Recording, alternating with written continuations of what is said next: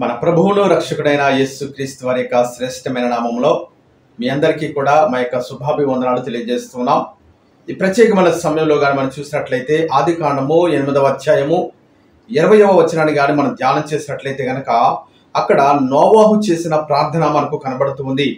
జలప్రళయము అయిన తర్వాత, ఆ జలప్రళయము ముగిసిన తర్వాత, నేలంతా కూడా ఆరిపోయిన తర్వాత, ఓడ అరారాతు కొండ మీద నిలిచిన తర్వాత, ఇప్పుడు నోవాహును అతని కుటుంబము ఆ ఓడలో నుంచి బయటకు వచ్చిన తర్వాత ఇక్కడ నోవాహు ఒక బలిపీఠాన్ని కట్టి దేవునికి ప్రార్థన చేస్తూ ఉన్నట్లుగా ఈ యొక్క వాక్యములో మనం చూస్తూ ఉన్నాం.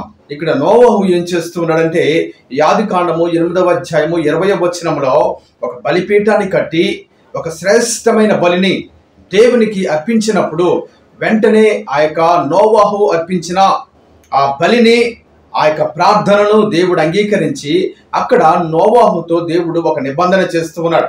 అదేంటంటే, ఇంకా ఈ భూమి మీద నేను జలప్రళయము అనేదే నేను రప్పించను, ఇక నుంచి ఈ భూమిని జలము చేత నాశనము చేయను అని. ఇదిగో ఎప్పుడైతే వర్షం వస్తూ ఉందో ఆ మేఘంలో ఒక ఇంద్రధనుస్సును నేను పెడుతూ ఉన్నాను. ఆ ఇంద్రధనుస్సుని చూసినప్పుడు ఇదిగో ఈ యొక్క భూమి మీద మరలా ఈ యొక్క నోవాహు నీ కాలంలో వచ్చినటువంటి ఈ ప్రచండమైన వర్షము చేత ఈ భూమిని మరలా నేనెన్నడూ కూడా నాశనము చేయను అని ఒక నిబంధన నోవాహుతో చేస్తూ ఉన్నట్లుగా ఈ లేఖనములో మనం చూస్తూ ఉన్నాం.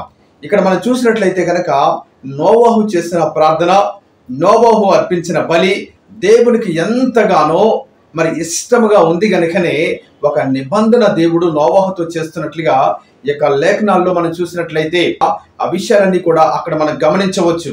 దేవునికి స్తోత్రం కలుగును గాక. అయితే ఇక నోవాహు జీవితాన్ని కానీ మనం చూసినట్లయితే కనుక నోవాహు జీవితాన్ని 3 భాగాలుగా మనం విభాగించాలి.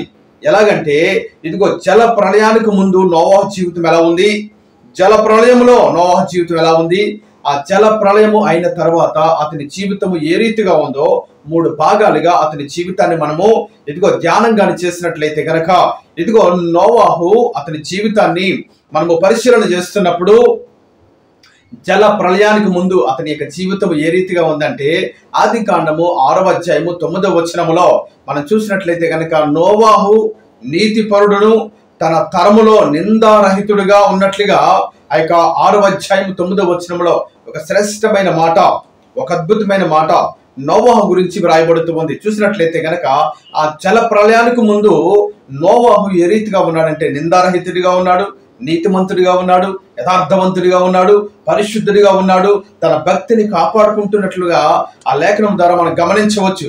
అయితే నోవాహు జీవిస్తున్నటువంటి ఆ జీవితంలో, ఆ యొక్క కాలములో, ఆ యొక్క యుగములో కానీ మనం చూసినట్లయితే కనుక జనాలందరూ కూడా తమకు ఇష్టానుసారమైన జీవితాన్ని జీవిస్తూ ఉన్నారు. ఎవరికి నచ్చిన త్రోవలో వారు ఉన్నారు, పాపములో మునిగి తేలియాడుతూ ఉన్నారు. అలాంటి భయంకరమైనటువంటి సమాజంలో కూడా, పాపముతో నింపబడిన సమాజంలో కూడా ఈ నోవాహు ఎలా ఉన్నాడంటే నిందారహితుడిగా ఉన్నట్లుగా అతని గురించి ఒక మాట సాక్ష్యము పలుకుతూ ఉన్నట్లుగా ఈ 6వ అధ్యాయము 9వ వచనంలో మనం చూస్తూ ఉన్నాం. దేవునికి స్తోత్రం కలుగును గాక. నిందారహితుడిగా ఉన్నాడు కాబట్టి ఆ నోవాహు జీవిస్తున్న కాలమును సమాజం అంతా పాడైపోయినప్పటికీ, మనుషులందరూ కూడా పాపము చేత నింపబడి ఉన్నప్పటికీ కూడా ఈ నోవాహు మాత్రము ఏ పాపము చేయకుండా దేవుని యందు భయభక్తులు కలిగి తన పరిశుద్ధతను కాపాడుకుంటున్నాడు గనుకనే దేవుడు నోవాహును ఎన్నుకుని ఇదిగో ఒక వాడను నిర్మించే బాధ్యత నోవాహుకు అప్పగించినట్లుగా ఈ లేఖనాల్లో మనం చూస్తూ ఉన్నాం. దేవునికి స్తోత్రం కలుగును గాక. అలాగే మనం చూసినట్లయితే కనుక ఈ యొక్క నోవాహు దేవుడు చెప్పిన పనిని, ఇదిగో దేవుడు ఏ రీతిగా అయితే వాడను కట్టమన్నాడో ఆ రీతిగాని వాడను నిర్మించి ఆ జల ప్రళయంలో కూడా దేవుని మీదనే విశ్వాసము కలిగి, దేవుని మీదనే నమ్మకము కలిగి, దేవుని మీదనే నిరీక్షణ కలిగి జీవిస్తూ ఉన్నాడు. కానీ ఏమాత్రము కూడా తన భక్తిలో దిగదారిపోకుండా, ఇదిగో అవిశ్వాస మాటలు పలకకుండా దేవుని యందు భయభక్తులు కలిగి జీవిస్తున్న వాడిగా మనకు ఈ యొక్క నోవాహు కనబడుతూ ఉన్నాడు. దేవుని మనకి స్తోత్రం కలుగును గాక. ఈ రీతిగా నోవాహు ఆ జల ప్రళయంలో కూడా తాను తన కుటుంబము కూడా దేవుని మీదనే ఆధారపడి, దేవుని యందే భయభక్తులు కలిగి, ఎంతో విశ్వాసముతో ఉన్నట్లుగా మనం చూస్తూ ఉన్నాం. దేవునామానికి స్తోత్రం కలుగును గాక. ఆ జలప్రళయము తీరిన తర్వాత, అంటే జలప్రళయం అయిపోయిన తర్వాత కూడా అదే భక్తిని ఈ నోవహు కొనసాగిస్తున్న వాడుగా మనకు కనబడుతూ ఉన్నాడు. 8వ అధ్యాయం 20వ వచనంలో ఒక బలిపీఠాన్ని కడుతూ ఉన్నాడు, చక్కని బలర్పిస్తూ ఉన్నాడు, దేవునికి ప్రార్థన చేస్తూ ఉన్నాడు. అతను చేస్తున్న ప్రార్థన దేవుని సన్నిధికి చేరింది కనుకనే దేవుడు కూడా నోవహుతో ఒక నిబంధన చేస్తూ ఉన్నాడు. మరలా ఈ భూమి మీద ఎన్నటికీ కూడా నేను ఈ ప్రచండమైన వర్షాన్ని పంపించను అన్నట్లుగా ఒక చక్కని నిబంధన ఆ యొక్క భక్తుడైన నోవహుతో దేవుడు చేస్తున్నట్లుగా కూడా ఈ కింద వచనాల్లో కానీ మనం చూస్తే ఆ విషయాలన్నీ కూడా అక్కడ మనం గమనించవచ్చు. దేవునికి స్తోత్రం కలుగును గాక. అయితే ఈ యొక్క వాక్యము ద్వారా ఈ యొక్క ఉపదేశము ద్వారా మనం నేర్చుకోవలసిన అద్భుతమైన పాఠం ఏమిటంటే, మనము కూడా క్రీస్తును అంగీకరించాం కదండి. మనము కూడా దేవుని బిడ్డలమే కదా, విశ్వాసులుగా పిలువబడుతున్న వారమే కదా, దేవుని సేవకులుగా పిలువబడుతున్న వారమే కదా. మనము కూడా క్రీస్తును అనుసరిస్తున్నాం కనుక ప్రతి విశ్వాసి యొక్క జీవితము 2 భాగాలుగా విభజించబడుతూ ఉంది. ఏంటి ఆ 2 భాగాలంటే, క్రీస్తును అంగీకరించక ముందు, క్రీస్తును అంగీకరించిన తర్వాత. దేవునామానికి స్తోత్రం కలుగును గాక. ప్రతి ఒక్క విశ్వాస జీవితము 2 భాగాలుగా విభాగింపబడుతూ ఉంది. అయితే క్రీస్తును అంగీకరించక ముందు, క్రీస్తును తెలుసుకోక ముందు, క్రీస్తు మన జీవితంలోకి రాకముందు మన జీవితం ఎలా ఉందండి? పాపములోను, శాపములోను, అంధకారములోను, బంధకాల్లోను. ఇదే కదా మన జీవితము. మనకి ఇష్టానుసారమైన జీవితము, మనకు నచ్చిన పనులు చేస్తూ ఈ లోకములో మునిగి తేలియాడుతూ పాపములో కొట్టిమిట్టాడుతూ ఉన్నటువంటి జీవితాలు. అది ఎవరి జీవితాలైనప్పటికీ కూడా, విశ్వాసులైనా దేవుని సేవకులైనా ఎవరి జీవితాలైనా సరే ఈ రీతిగానే ఉంటూ ఉంటాయి. అయితే ఎవరైతే క్రీస్తుని అంగీకరించారో, ఎవరి జీవితములకైతే క్రీస్తు వచ్చాడో, ఎవరి హృదయములోకైతే నజరేయుడైనటువంటి యేసు క్రీస్తు ప్రభుల వారు ఒక వెలుగుగా ఉదయించాడో, ఆ తర్వాత వారి యొక్క జీవితము రూపాంతరము చెందుతున్నట్లుగా మనం చూస్తూ ఉన్నాం. దేవునామానికి స్తోత్రం కలుగును గాక. క్రీస్తును తెలుసుకోక ముందున్నటువంటి జీవితము, ఆ పాప జీవితము, శపితమైన జీవితము, ఆ రోత జీవితము, ఇదిగో మరి ఆ చీకట్లో జీవించే జీవితం అంతా కూడా మారిపోయి ఒక వెలుగువంతమైన జీవితముగా ఉన్నట్లుగా క్రీస్తును అంగీకరించిన తర్వాత, క్రీస్తు మన జీవితంలోకి వచ్చిన తర్వాత మన జీవితం ఏ రీతిగా మారిపోయిందో అనేకమైన సాక్ష్యాలు వ్యక్తిగతంగా మనము కూడా ఒక అనుభవాన్ని కలిగి ఉన్నాం కదండి. దేవునికి స్తోత్రం కలుగును గాక.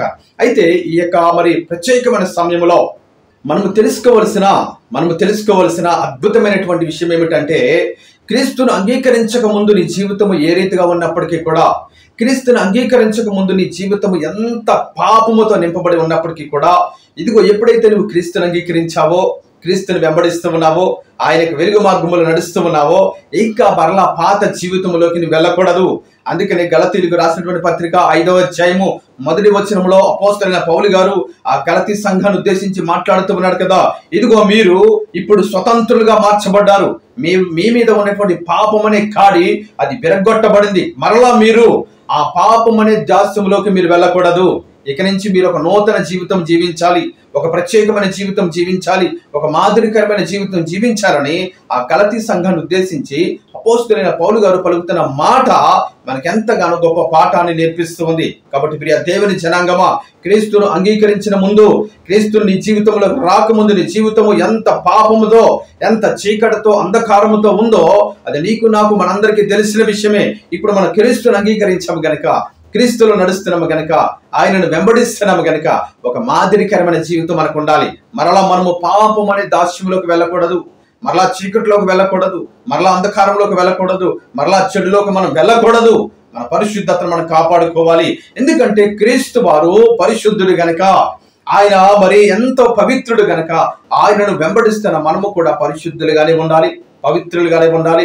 మన యొక్క పవిత్రతను ఎంతగానో కాపాడుకుంటూ, మన రక్షణను కాపాడుకుంటూ, ఏమాత్రం కూడా సాతానికి అవకాశం ఇవ్వకుండా మన ఈ జీవన విధానంలో, ఈ భక్తి జీవితంలో విశ్వాసము కలిగి, ఇదిగో మరి దేవుని యందు భయభక్తులు కలిగి జీవించే వారుగానే మనం ఉండాలి. అప్పుడే దేవుడు మనల్ని ఎంతగానో దీవించి ఆశీర్వదిస్తూ ఉంటాడు. దేవుడి యొక్క మాటలను దీవించి ఆశీర్వదించిన గాక. ఆమేన్.